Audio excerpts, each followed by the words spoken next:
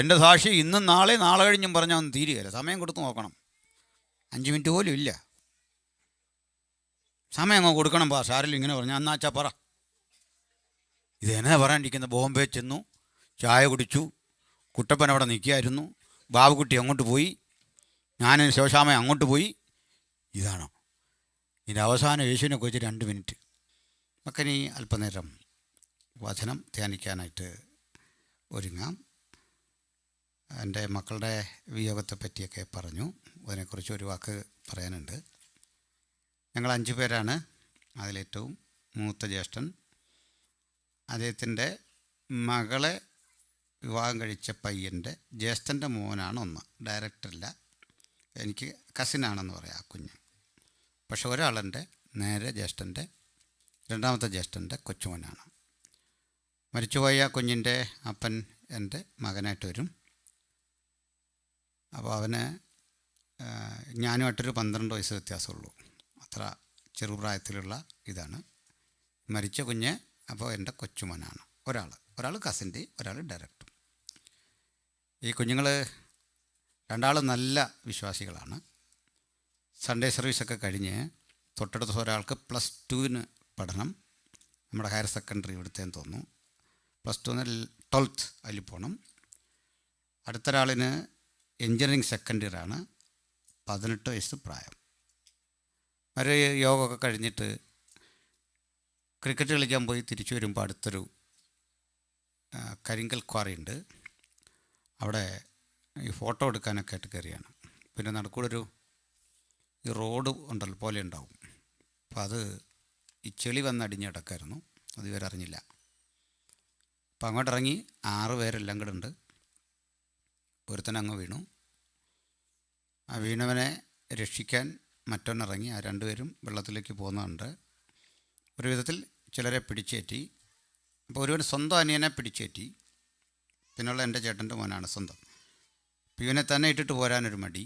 എന്നിട്ട് പറഞ്ഞാൽ കുഞ്ഞിനെ ഞാൻ അങ്ങനെ ഉപേക്ഷിക്കില്ല, മരിച്ചാലും ഞാൻ എങ്ങനെയും രക്ഷിക്കാൻ ശ്രമിക്കുമെന്ന് പറഞ്ഞിറങ്ങിയവനാണ്. 2 പേരും മരിച്ചു. കഴിഞ്ഞ ഞായറാഴ്ചയാണ്. അപ്പോൾ അതിൻ്റെ ഒരു ഗൗരവ നിമിത്തം എന്നെ അറിയിച്ചില്ല ആ സമയത്തൊന്നും. ഏതായാലും പെട്ടെന്ന് പോകാനും നോക്കില്ലല്ലോ. അപ്പോൾ അവർ ഞാൻ ചെല്ലില്ല എന്ന നിലയിൽ തന്നെ എല്ലാം സജ്ജീകരിച്ചു. അതിലൊരു ദൈവികത. ഞാൻ ആ സെയിം ടൈമിൽ ഇതേ സമയത്ത് ശുശ്രൂഷിച്ച വചനം, കണ്ണുനീർ താഴ്വരയിൽ കൂടി കിടക്കുമ്പോൾ അവർ അതിനെ ജലാശയമാക്കി തീർക്കുന്നു. ഇതായിരുന്നു വചനം കഴിഞ്ഞ ആഴ്ച. ആ വചനത്തിൽ ധാരാളം കുഞ്ഞുങ്ങൾ സമർപ്പിച്ചു.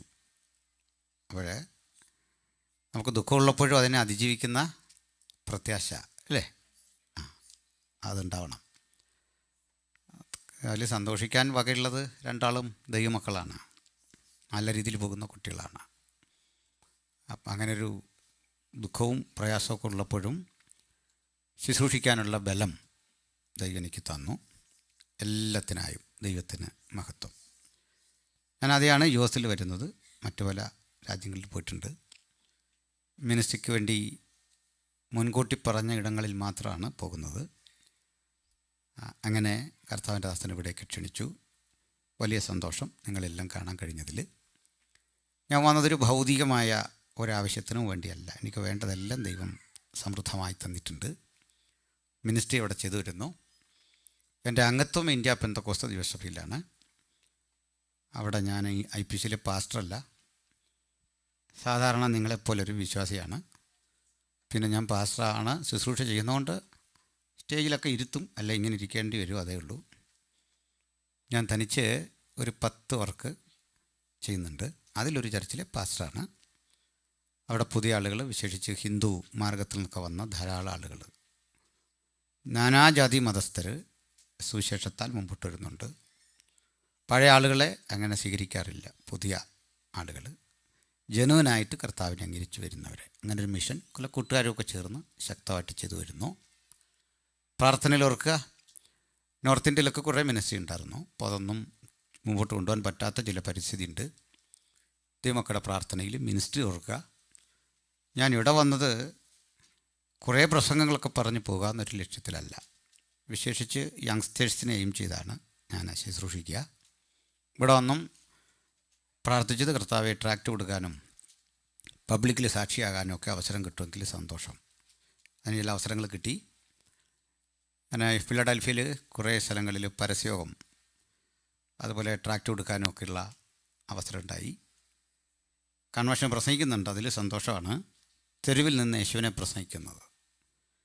അപ്പോൾ നമ്മുടെ കുട്ടികളെയൊക്കെ അങ്ങനെ നമുക്ക് ഒന്ന് സജ്ജരാക്കിയെടുക്കണം.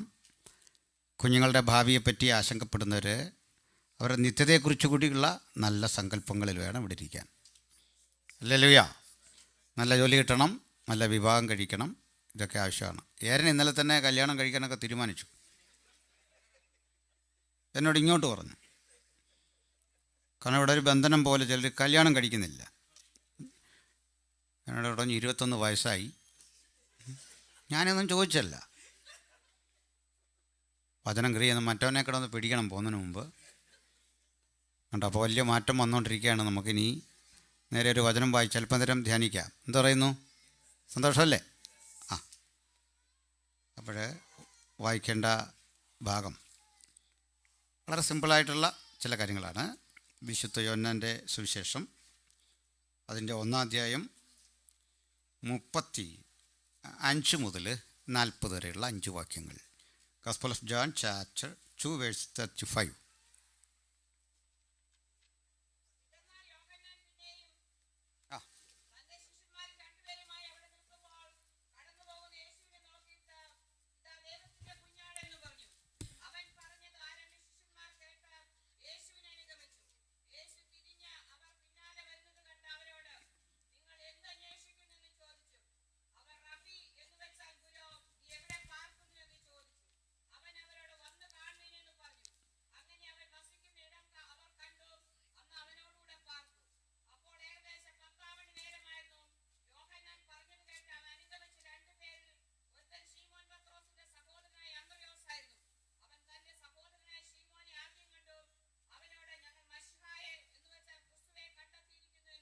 മതി.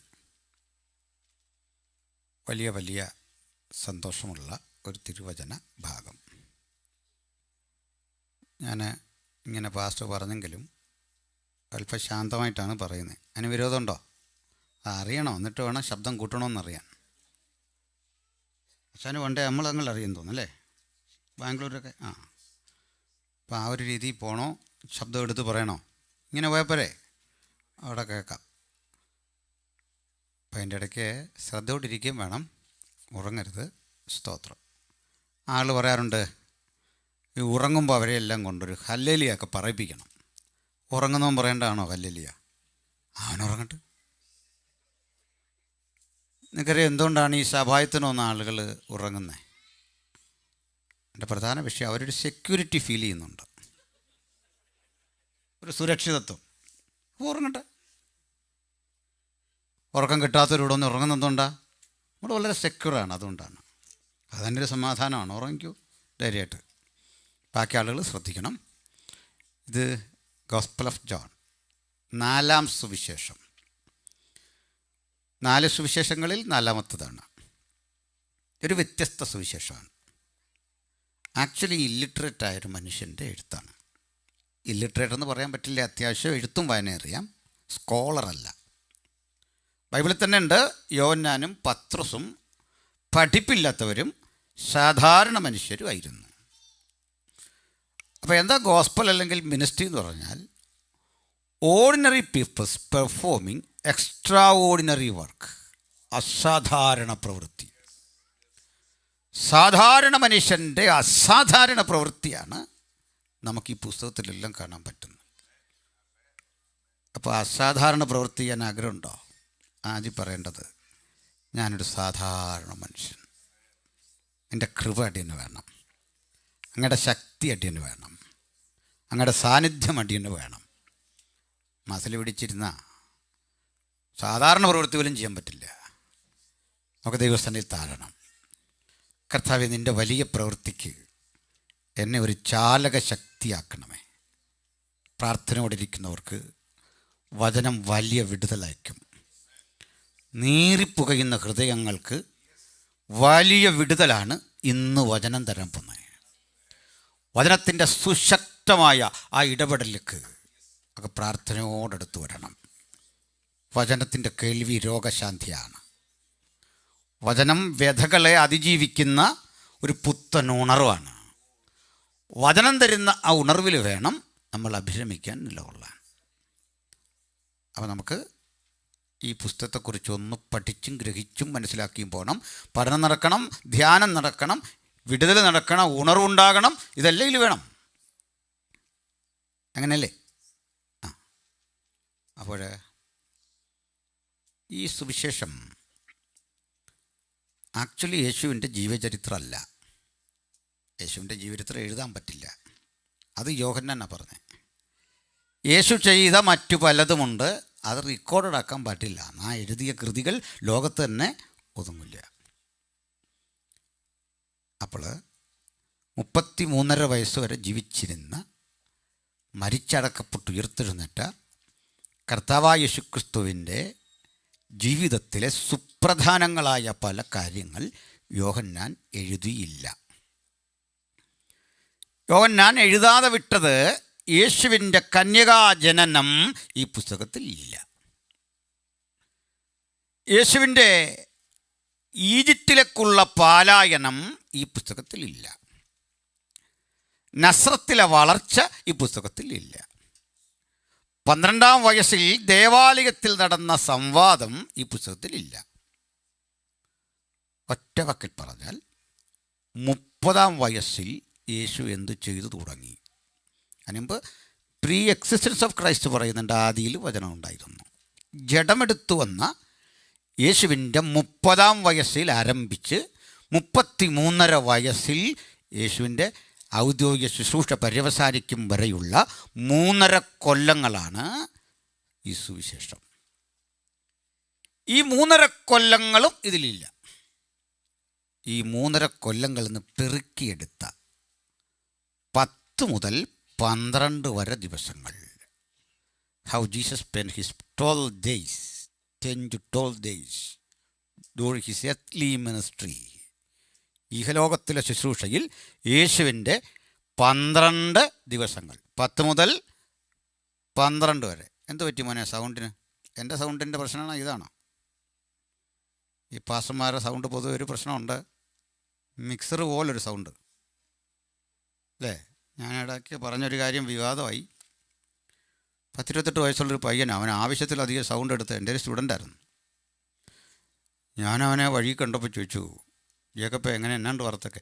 കൃപയാൽ സന്തോഷമായിരിക്കുന്നു സാർ, ഇപ്പോൾ എവിടാ? ഞാൻ ചോദിച്ചു, നീ കോഴിപ്പൂവനെ ജീവനോടെ വിഴിഞ്ഞോ? ഇവിടെ ഇരുന്നുകൊണ്ട് ഈ കോഴിപ്പൂവൻ അലയ്ക്കുന്ന പോലൊരു സൗണ്ട്. ഇനി എൻ്റെ കുഴപ്പമാണോ മോനെ? ഇപ്പം ശരിയായി, വളരെ നന്നായിട്ടുണ്ട്. എന്നെ ഒന്നും ചെയ്യരുത്, മതി. ഹല്ലേലൂയ. അപ്പോഴേ 10 അല്ലെങ്കിൽ 12 ദിവസങ്ങളാണ് ഈ സുവിശേഷത്തിൻ്റെ ഉള്ളടക്കം. എന്നിട്ട് റെഗുലറായ 12 ദിവസമല്ല, പലയിടത്തും എടുത്ത 12 ദിവസം. ഈ 12 ദിവസങ്ങളെ കുറിച്ചെഴുതാൻ യോഹന്നാൻ ചിലവഴിച്ചത് 21 അധ്യായം. ആലോചിച്ച് നോക്കി, 21 അധ്യായം. ഈ മറ്റൊരു കാര്യം കാണാം. ഇതിൽ യേശുവിൻ്റെ ഉപമകളില്ലാത്തൊരു സുവിശേഷം. ഇപ്പോൾ ഒരു സംശയം ഉണ്ടാകും നിങ്ങൾക്ക്. ആമേൻ ആമേൻ, ഞാൻ നിങ്ങൾ പറയുന്നു ഞാൻ ജീവൻ്റെ അപ്പമാകുന്നു, ഞാൻ നല്ല ഇടയനാകുന്നു, ഇങ്ങനെയൊക്കെ ഇല്ലേ? ഉപമയല്ലേ? അത് ഉപമയല്ല. ഉപമയാകാൻ മലയാളത്തിൽ പോലെ എന്നൊരു പദം വേണം, ലൈക്ക്. ഞാൻ നല്ല ഇടയനെ പോലെ എന്നല്ല, ഞാനാണ് ഈ നല്ല ഇടയൻ, ഞാനാണ് ഈ ജീവൻ്റെ അപ്പം. അതുകൊണ്ട് ഉപമയില്ലാത്ത സുവിശേഷം. ഇനി യേശുവിൻ്റെ മിറാക്കിൾ കാര്യമായി ശ്രദ്ധിക്കാത്ത പോയൊരു സുവിശേഷം. 8 മിറാക്കിൾസ് എഴുതിയിട്ടുള്ളൂ. യോഹന്നാൻ മറ്റൊന്നുകൂടി ചെയ്തു. മിറാക്കിൾ എന്ന് പരിഭാഷപ്പെടുത്താൻ നമ്മളെ ആരെ അനുവദിക്കാത്തൊരു പദമാണ് ഉപയോഗിച്ചത്. പ്രവൃത്തി അല്ലെങ്കിൽ അടയാളം. അത്ഭുതമെന്നല്ല, പിന്നെന്താ? യേശു തൻ്റെ പ്രവൃത്തികളുടെ ആരംഭമായി, അടയാളങ്ങളുടെ ആരംഭമായി എന്നൊക്കെയാണ് പരിഭാഷയിൽ. പ്രവൃത്തി എന്നുള്ളൂ. ഇനി മറ്റൊരു കാര്യം, യേശുവിൻ്റെ അത്ഭുത പ്രവൃത്തികൾക്ക് വേണ്ടത്ര മുൻതൂക്കം കൊടുക്കാതെ പോയ യോഹന്നാൻ, ഉപമകൾ പരാമർശിക്കാതെ വിട്ട യോഹന്നാൻ, തിരുപ്പിറവി നോക്കാതെ പോയ യോഹന്നാൻ, ഇതൊക്കെ വിട്ടിട്ടൊരു വിഷയം പറയാൻ മറ്റാരെക്കാളും അമിത ആവേശം കാട്ടി. അത് യേശുവിനെ കാണിച്ചു കൊടുത്ത പകലിലും രാത്രിയിലും ക്രൂശിച്ച പകലിലുമായി ഏതാനും മണിക്കൂറുകൾ മാത്രം നടന്ന സംഭവങ്ങൾ വിശദീകരിക്കാൻ 7 അധ്യായം മാറ്റിവെച്ചു. 236 വാക്യങ്ങൾ ചിലവഴിച്ച് യോഹന്നാൻ പറഞ്ഞത് ക്രൂസിഫൈഡ് ക്രൈസ്റ്റ്, ക്രൂശിക്കപ്പെട്ടവനെക്കുറിച്ചാണ്. ഹല്ലേലൂയ. ക്രൂശിക്കപ്പെട്ടവനെക്കുറിച്ച് പറയാൻ ഇത്രയും വാക്യങ്ങൾ ചിലവഴിച്ചു. ഇനി ഇതിൽ യോഹന്നാൻ 36 പേരുടെ പേര് പറയുന്നുണ്ട്. നിങ്ങൾ എണ്ണിയാൽ കുറേ കൂടെ കിട്ടും, ഞാൻ എണ്ണിയിട്ട് അത്രേ ഉള്ളൂ, അത് കുറയില്ല. ഈ 36 പേരിൽ 19 പേര് സാധാരണ മനുഷ്യരാ. ബാക്കി 17 പേര് അല്പം പേരും പെരുമക്കുള്ള ആളുകളാണ്, പ്രമുഖരാണ്. നിക്കോദിമോസ്, അരിമത്തിലെ യോസഫ്, ഇതൊക്കെയാണ്. അപ്പോസ്തലന്മാരിൽ 9 പേരെയാണ് പരിചയപ്പെടുത്തുന്നത്. 12 പേരിൽ 9 പേരുടെ പേരുണ്ട്. ഒരു പേര് യോഹന്നാൻ മനഃപൂർവ്വം വിട്ടുകളഞ്ഞു. അത് സ്വന്തം പേരാണ്. ഒരു തവണ പോലും സ്വന്തം പേര് ഈ പുസ്തകത്തിലില്ല. നമ്മളൊക്കെ ഒന്ന് ആലോചിച്ച്, നമ്മുടെ പേര് വന്ന വഴിക്കൊന്ന് പറയാൻ വിട്ടുപോയെങ്കിൽ നമ്മൾ അന്നേരം അടുത്ത തട്ടിക്കട എടുത്ത് വേറെ സഭ തുടങ്ങും. യഹോവൻ്റെ നിന്ന മാറ്റിയെന്ന് പറഞ്ഞല്ലേ, ഗിൽഗാൽ സഭ. സ്വന്തം പേരൊരു തവണ പോലും ഇല്ല. അതാ ക്രിസ്തുവിനെ കണ്ടവൻ്റെ പ്രത്യേകത. ക്രിസ്തുവിനെ ഉയർത്തണം, പരമാവധി യേശുവിനെ. ഹല്ലേലൂയ. മോനെ പിന്നെ ഏതാണ്ട് കുഴപ്പമുണ്ട്. സ്തോത്രം. അങ്ങനെ നിൽക്കട്ടെ.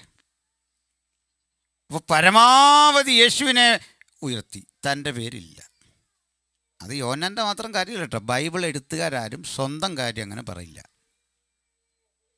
ഞാനത് പഠിച്ച ശേഷം ഈ സാക്ഷ്യം വലിച്ചു നീട്ടി പറയാത്ത ചില പറയല്ലേ, എൻ്റെ സാക്ഷി ഇന്നും നാളെ നാളെ കഴിഞ്ഞും പറഞ്ഞാൽ ഒന്നും തീരുകയില്ല. സമയം കൊടുത്ത് നോക്കണം. 5 മിനിറ്റ് പോലും ഇല്ല. സമയം അങ്ങ് കൊടുക്കണം. സാറിൽ ഇങ്ങനെ പറഞ്ഞു, എന്നാച്ചാ പറ. ഇതെന്നാ പറയാണ്ടിരിക്കുന്ന? ബോംബെ ചെന്നു, ചായ കുടിച്ചു, കുട്ടപ്പൻ അവിടെ നിൽക്കുകയായിരുന്നു, ബാബുക്കുട്ടി അങ്ങോട്ട് പോയി, ഞാൻ ശിവശാമ അങ്ങോട്ട് പോയി. ഇതാണോ ഇതിൻ്റെ അവസാനം? യേശുവിനെ കുറിച്ച് 2 മിനിറ്റ്. അത് മതി. കാരണം അറിയോ, പൗലൂസിനെ രക്ഷിക്കാനും നിങ്ങളെ രക്ഷിക്കാനും എന്നെ രക്ഷിക്കാനും യേശുവിന് വന്ന എക്സ്പെൻസ് സെയിമാണ്.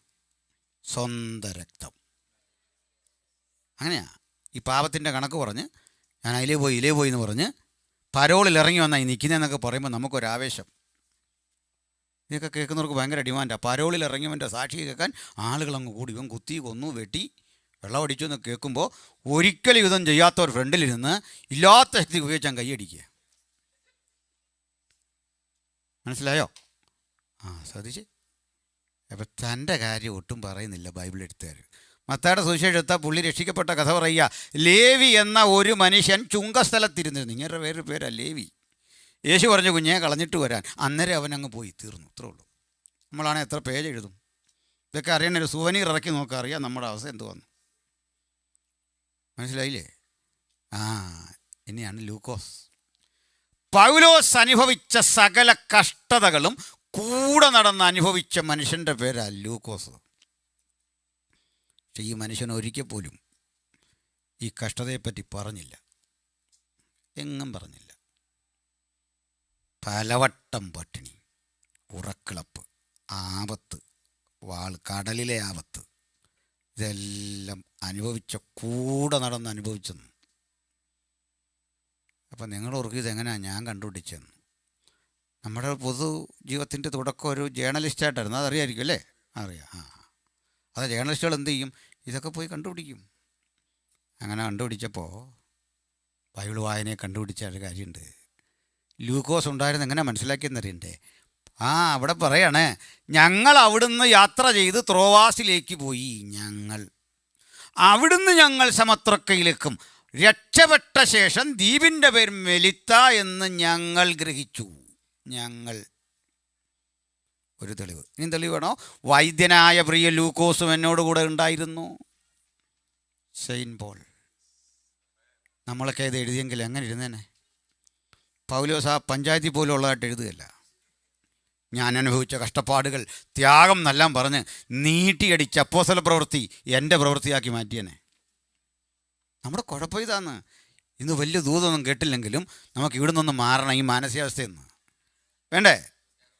പിന്നെ ഒന്ന് മാറണം. ഞാൻ ഈ അപ്പോസ്തല പ്രവൃത്തി എഴുതിയെങ്കിൽ ഇതെല്ലാം കൂടെ എഴുതി, കടലിലെ ആപത്ത്, കപ്പലിലെ ആപത്ത്, കള്ള സഹോദരന്മാരുടെ ആപത്ത് എല്ലാം എഴുതിയിട്ട് ആ കൂടെ എൻ്റെ ഫോൺ നമ്പറും ചേർക്കും, എൻ്റെ അക്കൗണ്ട് നമ്പറും വെച്ചാൽ ഓർക്കുമ്പോൾ ഒന്ന് പ്രാർത്ഥിക്കാനാണ്. നിങ്ങൾ ഒക്കെ നമ്മളെ ഏൽപ്പിക്കാൻ ഭാഗ്യമായി ദൈവം.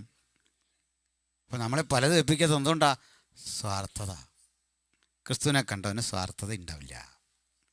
ക്രിസ്തുവിനെ കണ്ടവൻ അപരനെ കണ്ടിരിക്കും, മറ്റൊരാളെ കണ്ടിരിക്കും. അതിനാണ് സാധു സുന്ദരസിംഗിൻ്റെ അടുത്ത് ചോദിച്ചു, അപരൻ മറ്റൊരാളെ കണ്ടാൽ എങ്ങനെയാകണം? കാരണം അദ്ദേഹത്തിന് അന്ന് തിരുവിതാംകൂർ രാജാവ് കാണാൻ വേണ്ടി വിളിക്കുകയാണ് അങ്ങോട്ട്. സാധു സുന്ദർ സിംഗ് എന്ന പഞ്ചാബിയായ ഒരു ദേവദാസനെ ക്ഷണിക്കുകയാണ് കാണാൻ.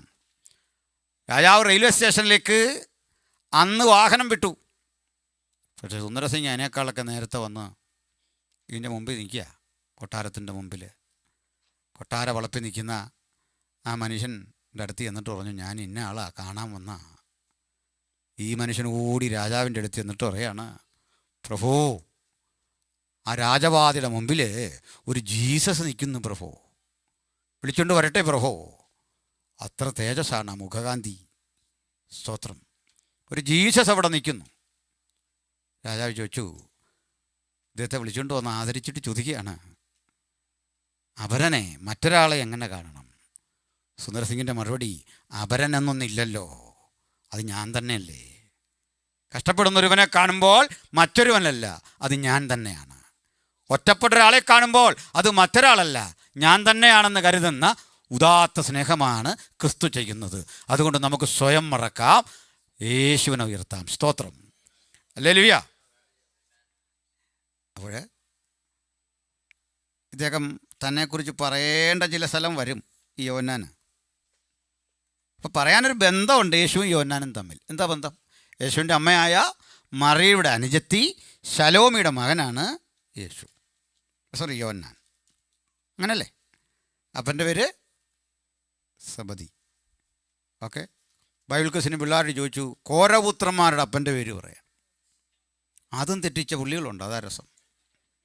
എന്ന് പറഞ്ഞാലേ സബദി പുത്രന്മാരെന്ന് പറയല്ലേ അല്ലേ? സബദിയുടെ മക്കളാണ് അവന്മാരങ്ങനെയൊക്കെ അറിയപ്പെടുന്നത്. ജീവിതത്തിലൊരിക്കലും യേശുവിനെ ചേട്ടൻപുള്ളി എന്നൊന്നും വിളിക്കുന്നില്ല, ചേട്ടായി എന്ന് വിളിക്കുന്നില്ല. തന്നെക്കുറിച്ച് പറയുമ്പോഴൊക്കെ യോഹന്നാൻ പറയും, യേശു സ്നേഹിച്ച ശിഷ്യനും അവിടെ ഉണ്ടായിരുന്നു. നമുക്ക് ഇങ്ങനെ അറിയപ്പെടാൻ കഴിയുന്നത് എത്ര ഭാഗ്യമല്ലേ? യേശു സ്നേഹിച്ച ഈ സാധുവായ ഞാനും അവിടെ ഉണ്ടായിരുന്നു. ഹല്ലേലൂയ. ഇനി ഇതിലും വലിയൊരു കാര്യമുണ്ട്. ഇപ്പോൾ ഇവിടെ ഒരു സംഭവം നടന്നു, നമ്മളിറങ്ങി ഓടി അത് കാണാൻ പോയി കഴിഞ്ഞാൽ ഈ കുഞ്ഞുങ്ങളുടെ കൂടെ നമ്മൾ ജയിക്കുമോ? ജയിക്കുമെന്നൊക്കെ നമ്മുടെ വിചാരം. പിള്ളേരോടുകൂടി നമ്മൾ ജയിക്കുമോ? അമ്മാരോടി ചെല്ലും. യേശു ഉയർത്തെഴുന്നേറ്റു എന്നറിഞ്ഞ് ഓടിപ്പോയി യേശുവിനെ കാണാൻ പോയ കൂടെ ആദ്യം ചെന്ന് കണ്ട പുരുഷൻ്റെ പേരാണ് യോഹന്നാൻ. അനുഭവം ഉണ്ടാരാ? സ്ത്രീകളാണ് അല്ലേ? ഉയർത്തെഴുന്നേറ്റ ക്രിസ്തു ആദ്യം പ്രത്യക്ഷപ്പെട്ട ആർക്കാ? സ്ത്രീകൾക്കാണ്, സഹോദരിമാർക്കാണ്. അതിൻ്റെ കാരണം അറിയോ? കർത്താവിനറിയാം ഇവരിത് 10 പേരോട് പറഞ്ഞു കിടക്കും, അങ്ങനെയും 10 പേര് അറിയട്ടെന്ന് മനസ്സിലാച്ചുകൊണ്ടിരിക്കുകയല്ല. പിന്നെ എന്ത് ചെയ്യും? ഇത് കുറേ പേരോട് പറയാം, അങ്ങനെയും ഈ ലോകത്ത് വചനം അറിയട്ടെന്ന് യേശു ഓർത്തു. അതുകൊണ്ടൊക്കെയാണ് എൻ്റെ വ്യാഖ്യാനമാണ്. അപ്പോൾ ഇത് കേട്ടിട്ട് ആളുകൾ ഓടിയ കൂടെ ആദ്യം ചെന്ന് കണ്ട പുരുഷൻ ആരാ? യോഹന്നാൻ. അത് എഴുതുന്നത് എങ്ങനെയാണെന്നറിയോ? പിന്നാലെ പോയ ശിഷ്യൻ മുന്നമേ ഓടിയവരെക്കാൾ വേഗത്തിലോടി ആദ്യം ചെന്ന് യേശുവിനെ കണ്ടു. എന്ത് വളഞ്ഞ ഇത് എഴുതുന്നത്? നമ്മളാണ് എന്തു പറയും? എന്നെ നിന്ദിച്ച ആ ദേശത്ത്, അവഹേളിച്ച ആ ദേശത്ത് ആദ്യം ചെന്നു ഞാനിത് കണ്ടു. ഇതൊന്നും എൻ്റെ പുകഴ്ചയ്ക്കല്ല. പിന്നെ എന്തിനു പറഞ്ഞ? ഹല്ലേലൂയ. അപ്പോഴേ ക്രിസ്തുവിൻ്റെ കൂടെ നടന്നവരെന്ന് ചിലത് പഠിക്കാനുണ്ട്. അതാ യോഹന്നാൻ്റെ ഒരു പ്രത്യേകത. അങ്ങനെ തിരഞ്ഞെടുക്കുന്നത് യേശുവിൻ്റെ ഓരം ചാരി ഇരിക്കാനാണ്. വേറൊരു ആഗ്രഹവും പറഞ്ഞില്ല. കോടീശ്വരനാകണമെന്നോ ഒന്നാമനാകണമെന്നോ ഒന്നും പറയാതെ ഞാനിവിടെ ഇരിക്കും. അമ്മ വന്ന് പറയുന്നുണ്ട് അപ്പുറത്തും ഇപ്പുറത്തും ഇരുത്താനൊക്കെ. പക്ഷെ ചൊട്ടുരുമിയിരിക്കുമ്പോൾ മറ്റ് 3 സുവിശേഷരും പറയാത്തൊരു ശൈലി അവന് കിട്ടി. മറ്റെങ്ങും കാണുന്നില്ല ഇത്. എന്നറിയണ്ടേ? ആമേൻ ആമേൻ ഞാൻ നിങ്ങളോട് പറയുന്നു. ആ യേശുവിൻ്റെ വാക്ക്, ആ ബ്ലോക്ക് കൊട്ടേഷൻ അതേപടി എടുത്ത് പ്രയോഗിക്കുന്ന ഒരേ ഒരാൾ യോഹന്നാനാണ്. അപ്പോൾ ഒന്ന് മനസ്സിലായോ? ഇങ്ങോട്ട് ചേർന്നിരുന്നാൽ ആർക്കും തരാത്തത് യേശു തരും നമുക്ക്. ആ ഓരം ചേർന്നിരിക്കുന്നതാണ് ക്രിസ്ത്യ ജീവിതം. എനിക്ക് നിന്നോട് ചേർന്നിരിക്കണം ഗുരു, നിൻ്റെ ഒപ്പം നടക്കണം ഗുരു. ഭൗതികമായ മറ്റൊന്നിനേക്കാൾ എനിക്ക് അങ്ങയോട് ചേർന്ന് നടക്കണം. എത്ര സുഖമുള്ള ജീവിതമാണ് ക്രിസ്തുവിനോട് ചേർന്ന് നടക്കുന്നത്. കഷ്ടതയിലും പാടുന്ന ആ ജീവിതം എത്ര മനോഹരമാണ്. ഹല്ലേലൂയ. ജയത്തോടെ എനിക്ക് യേശുവിനോട് ചേർന്ന് നടക്കണം. ഹല്ലേലൂയ. ഞാൻ ഈ ലോകം വിട്ടുപോയ ആ കുഞ്ഞുങ്ങൾക്ക് വേണ്ടി റൂമിലിരുന്ന് ഒരു മെസ്സേജ് പറയാൻ ആ പാസ്റ്റർ പറഞ്ഞു. അപ്പോൾ ഞാൻ താമസിക്കുന്ന വീട്ടിലെ ആദിവാസൻ ഒരു ചെറുപ്പക്കാരനാണ്. ഇതുപോലൊക്കെയുള്ള ചെറിയ സഹോദരന്മാരാണ്, പാസ്റ്റർമാരാണ്. അപ്പോൾ അവരാ രാത്രി ഉറങ്ങാതെ ഇങ്ങനെ പ്രാർത്ഥിച്ചു. ഞാൻ എന്ത് പറയുമെന്നൊരു പിടിയില്ല. ഇതിൽ ആ സമയത്ത് ദൈവം എന്നെ ശക്തീകരിച്ചു. പക്ഷെ അവിടെ ഒരു കാഴ്ച ഉണ്ട്. അതിലൊരു മോനെ നന്ദി പറയാൻ കൊടുത്തു. അവർ ഒരുമിച്ച ബോഡിയൊക്കെ വെച്ച് അതിൽ ഒരു അപ്പൻ, അതിലൊരു കുഞ്ഞിൻ്റെ ഒരു അപ്പൻ എഴുന്നേറ്റ് ബൈബിളും ഒക്കെ ആയിട്ട് എഴുന്നേറ്റ് നിന്നിട്ട് ഇങ്ങനെ പിടിച്ചുകൊണ്ട് പറയാണ്, കുഞ്ഞുങ്ങളെ മരിച്ചുള്ളല്ലോ, യേശു ജീവിക്കുന്നു. ഒരു 2 ആളും രക്ഷിക്കപ്പെട്ട സങ്കടമൊന്നുമില്ല. നല്ല ബലം. ലോകമനുഷ്യനത് കിട്ടുമോ? അതാ ഈ പുസ്തകത്തിൻ്റെ കരുത്ത്. എന്തൊരാനന്ദമാണ് മരണത്തിൻ്റെ നടുവിലും. ഞാൻ ശക്തമായൊരു ദൂത് പറഞ്ഞു. ദൈവം ആ ഒരവസ്ഥയിൽ കുഞ്ഞുങ്ങളെയൊക്കെ കൂടുതൽ ശക്തിപ്പെടുത്തി. എന്തിനാ പറഞ്ഞതെന്നറിയണ്ടേ? ഭക്തന് മാത്രം കഴിയുന്ന കാര്യമാണ് കഷ്ടതയിലും പാടാൻ. ഹല്ലേലൂയ. ക്രിസ്തുവിനോട് ചേർന്നിരുന്നേ ആരും കേൾക്കാത്ത ശബ്ദം കേൾക്കാം. അങ്ങനെ പാട്ടുകളൊക്കെ പിറവി കണ്ട പഴയ പാട്ട്. ഭക്തനായ എം എ ചെറിയാൻ സാറുണ്ടായിരുന്നു. തമിഴ്നാട്ടിൽ വർക്കിന് പോയതാ. ഭാര്യയും കുഞ്ഞുങ്ങളൊക്കെ ഉണ്ട്. ഭാര്യ ഗർഭവതിയാണ്. ഒരു കുഞ്ഞിന് ജന്മം കൊടുക്കണം. ഒരു പുരുഷന് ആ കാര്യങ്ങളൊന്നും ചെയ്യാൻ അറിയില്ലല്ലോ. അകത്ത് കിടക്കുകയാണ്. ഒരു പരമ്പ് മറ കിട്ടിയ കുടിലിനുള്ളിൽ കിടക്കുകയാണ്. അവിടെ അതേ കിട്ടിയുള്ളൂ. അവൻ്റെ ഉള്ളിൽ കിടക്കുമ്പോൾ നിങ്ങൾക്കറിയാമല്ലോ, സൗകര്യമാരറിയണ്ടല്ലോ, ഒരു കുഞ്ഞിന് ജന്മം കൊടുക്കുമ്പോൾ അമ്മ അനുഭവിക്കുന്ന വ്യഥയുടെ ആഴം അറിയാമല്ലോ. ആ വ്യഥ ഓർത്താണ് നിങ്ങൾ ഇന്നും കഷ്ടപ്പെട്ടൊരു ജീവിതം സംരക്ഷിച്ച് വച്ചിരിക്കുന്നത്. ഇത് പുരുഷനേക്കാൾ സ്ത്രീയാണ് ആ കുടുംബത്തിൻ്റെ നിലനിൽപ്പിന് വേണ്ടി പണിയെടുക്കുന്നത്. സൗരന്മാർ ക്ഷമിക്കണം അങ്ങനെ പറയുമ്പം. അങ്ങനെയല്ലേ? അതേന്ന് നമ്മളെക്കാളുള്ളൊരറിവും പരിജ്ഞാനവും ദൈവാർത്ഥത്തിൽ സ്ത്രീക്ക് കൊടുത്തിട്ടുണ്ട്. അതുകൊണ്ട് നമ്മളെയൊക്കെ ഈ അംഗൻവാടി പോലുള്ള സാധനമില്ലേ, അവിടെ എന്നെയൊക്കെ ഒന്ന് പഠിപ്പിക്കാനെടുത്തേ 2ാമത്തെ പിടിക്ക് ആ കൊച്ചിനെ പൊക്കിയെടുത്ത് ചെവിക്കൂട്ടിക്കിടുന്ന് പോയിച്ചിട്ട് പോടാന്ന് പറയും. നമ്മളെടുക്കുകയല്ല സാറേ. എൻ്റെ കാരണം എന്താ? ഈ മാതൃഹൃദയത്തിനെ പറ്റുള്ളൂ ഈ കുഞ്ഞിനെ. ശരിയല്ലേ? അതുപോലെ ശരിയാന്ന് സമ്മതിക്കാൻ മനസ്സില്ലാത്ത നിങ്ങളുടെ മനസ്സ് ഒക്കെ ഒന്ന് മാറട്ടെ. ചുരുക്കി പറഞ്ഞാൽ ഈ കർത്തദാസൻ, ഈ സഹോദരി വല്ലാത്തൊരവസ്ഥയിലേക്ക് എത്തുക. അപ്പോൾ നിങ്ങൾ അറിയാത്തൊരു കാര്യമുണ്ട് കേട്ടോ. പുരുഷനും അന്ന് വലിയ ടെൻഷനാണ്. നിങ്ങളെ ഒരു കുഞ്ഞിന് ഗർഭം ധരിക്കുന്ന ആ ഘട്ടത്തിൽ പുരുഷൻ അനുഭവിക്കുന്ന വ്യഥ ഇവർക്ക് മനസ്സിലാവില്ല. അയാളിലും വരും ഒരു ഭയാനകത. നിങ്ങൾ മരിക്കുമോ, കുഞ്ഞ് മരിക്കുമോ, എന്താകുന്നൊക്കെ ഒരു സൈക്കോളജിക്കലി ഇച്ചിരി ഇഷ്യൂസ് ഉണ്ട്. ഇവിടേക്കാണെങ്കിൽ നമുക്ക് കുറേ റെസ്റ്റ് ചെയ്യാം. നമ്മുടെ നാട്ടിൽ അന്നേരം അവനെ തന്നെ മരുന്നിന് ഓടിക്കും. ഇതും മേടിച്ചുകൊണ്ട് വരാൻ ഒരു കുറിപ്പും തന്നു വിടുകയാണ്.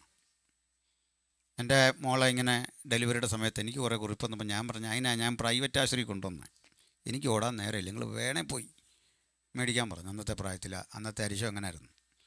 ഞങ്ങൾ കുറേ ഹൈസ്കൂൾ വിദ്യാർത്ഥികളിൽ അവിടെ നിന്ന് പ്രാർത്ഥിച്ചു. അപ്പോൾ ചുരുക്കി പറഞ്ഞാൽ നല്ലതാണെന്ന് അർത്ഥത്തിൽ പറഞ്ഞല്ല, ഇയാളിനെ തന്നെ ഓടിക്കരുത് ആ സമയത്തല്ലേ. അപ്പോഴേ ഈ മനുഷ്യൻ ഇങ്ങനെ വ്യഥോടിരിക്കുക, മിനിസ്റ്റിക്ക് എന്ന ആരുമില്ല സഹായിക്കാൻ, ഒറ്റ മനുഷ്യനില്ല. ആ വേദനയിൽ അവസാനം അദ്ദേഹം ഈ ചരലിക്കിടന്നങ്ങ് ഉരുണ്ടു. ഭാര്യയുടെ മരണം കാണാൻ വയ്യ, ആരുമില്ല. ഒരു സന്ധ്യാസമയം അദ്ദേഹത്തിൻ്റെ ജീവചരിത്രത്തിലുണ്ട്, വായിക്കണം. ദൂരെ നിന്നൊരു കാളവണ്ടി വരിക. ആ കാളവണ്ടിയിൽ നിന്ന് 2 പേരിറങ്ങുക, ഒരു സ്ത്രീ ഒരു പുരുഷനും ഇറങ്ങുക, പ്രായമുള്ളൊരു മനുഷ്യനും ഒരു കൊച്ചു പെണ്ണും ഇറങ്ങുക. മലയാളിയിൽ ആണെന്നോർത്ത് അടുത്ത് വന്നു. എന്നിട്ട് പറഞ്ഞു, മലയാളി ഇവിടെങ്ങാനും ഉണ്ടോ എന്നറിയാൻ പലരോട് തിരക്കിയപ്പോൾ പറഞ്ഞു, ഇങ്ങനുണ്ട്, അങ്ങൊരു ഉപകാരം ചെയ്യണം, ഞങ്ങൾക്ക് ഒരു രാത്രി ഒന്ന് കഴിയാൻ ഈ കുടിലിൽ അവസരം തരണം പ്ലീസ്. ഇത് കേട്ടപ്പോൾ ഈ വേദനിക്കുന്ന ദൈവാസം പറഞ്ഞു, സാധിക്കില്ല, കാരണം ഞാൻ കടന്നു പോകുന്ന വേദയുടെ ആഴം നിങ്ങൾക്ക് മനസ്സിലാവില്ല. എന്താ വേദ? ഇന്നതാ കാര്യം, എൻ്റെ വൈഫ് മരിച്ചോന്ന് പോലും അറിയില്ല, നേരിയ ഞെരുക്കം, കാണാൻ ത്രാണിയില്ലാതെ ഞാൻ പുറത്തിരിക്കുക, ചരലിക്കിടന്ന് ഉരുളുക. വന്ന ആൾ പറഞ്ഞ്, പേടിക്കണ്ട, ഇതെൻ്റെ മോളാണ്, അവൾ ഗൈനക്കോളജിസ്റ്റാണ്, അടുത്ത ഹോസ്പിറ്റലിൽ ചാർജ് എടുക്കാൻ വന്ന വഴിദൂരം വന്നപ്പോൾ നേരെ വിരട്ടിയപ്പോൾ ആരുമില്ല. ഇവള് ബാഗ് ഒക്കെ ആയിട്ട് അടുത്ത് കയറി ഒരു ചോരക്കുഞ്ഞിനെ എടുത്തു കൊണ്ടുവന്ന് തുണിയിൽ പൊതിഞ്ഞ് കാണിച്ചു, ഒരു കുഴപ്പമില്ല. അങ്ങനെ ഒരു പാട്ടാണ് അനുഗ്രഹത്തിന് അധിപതി. തിരുക്കരങ്ങൾ നല്ല ശിക്ഷയിൽ ഞാൻ പതറില്ല, മക്കളെങ്കിൽ ശാസനകൾ, സ്നേഹത്തിന് പ്രകാശനങ്ങൾ. കണ്ട ഭക്തന് വേണ്ടി അന്ന് ആ കുട്ടി ഒരുക്കി വിട്ട ദൈവത്തെ കണ്ടില്ലേ? ആ ദൈവത്തെ നമ്മൾ സേവിക്കുന്നത്, ആ ദൈവമാണ് നമ്മുടെ ദൈവം. ക്രിസ്തുവിനോട് ചേർന്നിരിക്കെ ആരും കേൾക്കാത്ത ശബ്ദം, ആരും അറിയാത്ത ദൂത്, ആർക്കും കിട്ടാത്ത ഒരു സന്ദേശം നിങ്ങൾക്ക് കേൾക്കാൻ പറ്റും. ഓരം ചാരി ഇരുന്ന് പഠിക്കണം, ക്രിസ്തുവിൻ്റെ ആ പാദാന്തിക ഇരുന്ന് പഠിക്കണം. സ്തോത്രം. പ്രിയരെ, ആ യോഹന്നാൻ നമുക്ക് ഒരാളെ പരിചയപ്പെടുത്തിയതാണ് വായിച്ചത്. ആ ആളിൻ്റെ പേര് അന്ത്രയോസ് എന്നാണ്. ആദ്യത്തെ ശിഷ്യനാണ് അന്ത്രയോസ്. പലത് കേട്ടിട്ടുണ്ട്, ചില കേട്ടിട്ടില്ല. ഞാനിതിലെ അത്ഭുതം എന്താണെന്നറിയണ്ടേ? നിങ്ങളെങ്ങനെ യേശുവിനെ സ്വീകരിച്ച്, ഞാനെങ്ങനെ സ്വീകരിച്ച്, നമുക്കെല്ലാം ഓരോ അനുഭവമുണ്ട്.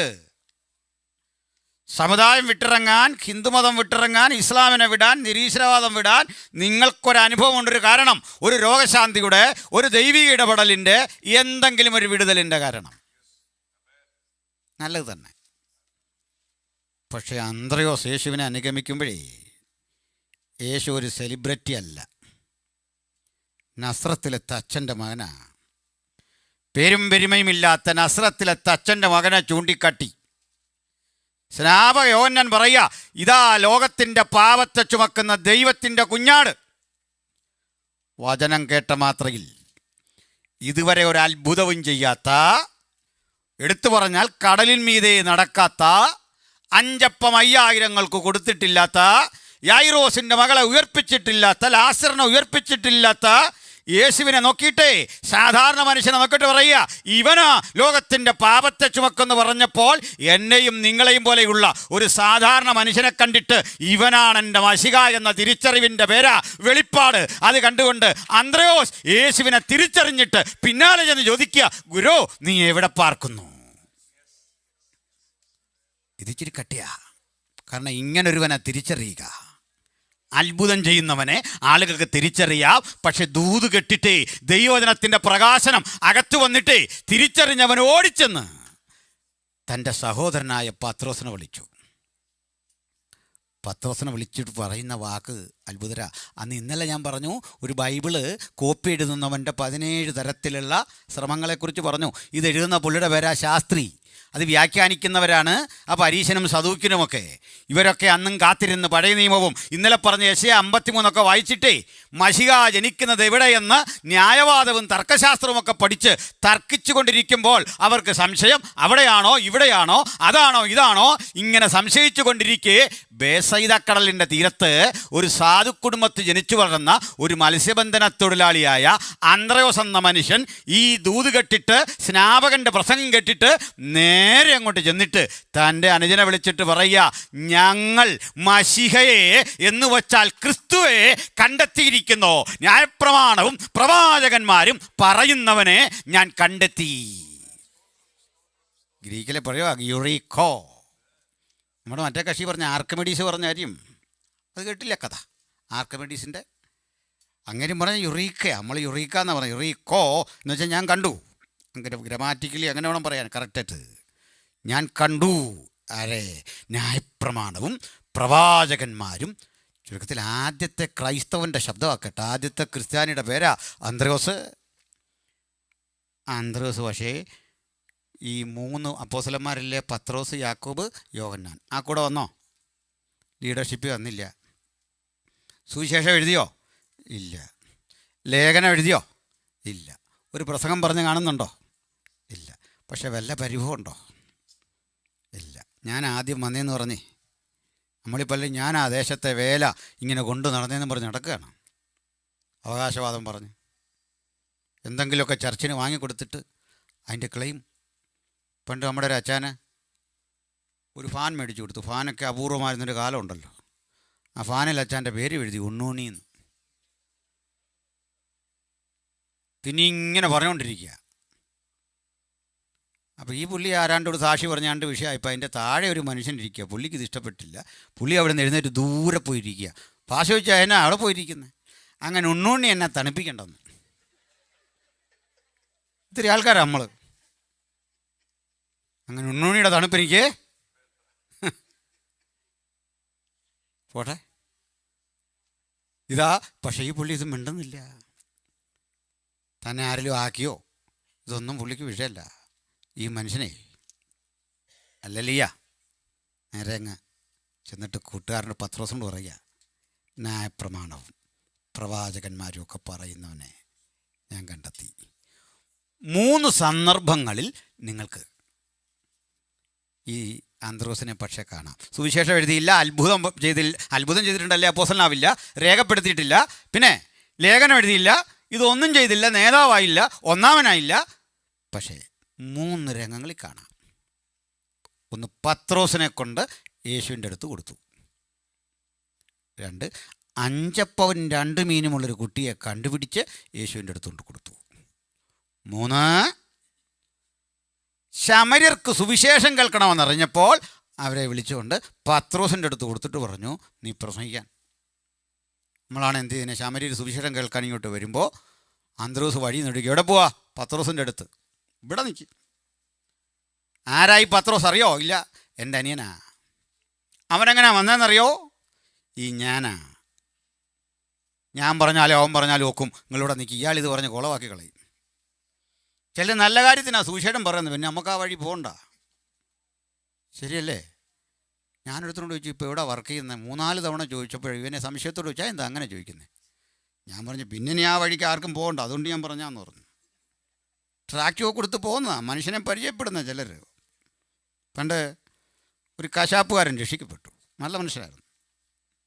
ഈ മീശയൊന്നും കളഞ്ഞില്ല. ഇങ്ങനെ കൊമ്പമീശയൊക്കെ ഉണ്ട്. ഒരു പെങ്കൊച്ച് ഇറച്ചി മേടിക്കാൻ വേണ്ടി രാവിലെ ചെന്നാൽ പുള്ളി സുവിശേഷം പറയാമെന്നോർത്ത് ഈ കന്നാലി ഇങ്ങനെ വെട്ടി, നമ്മുടെ നാട്ടിലെ പരിപാടി ഉണ്ട്, ഇങ്ങനെ കെട്ടിയിട്ടേക്കുക.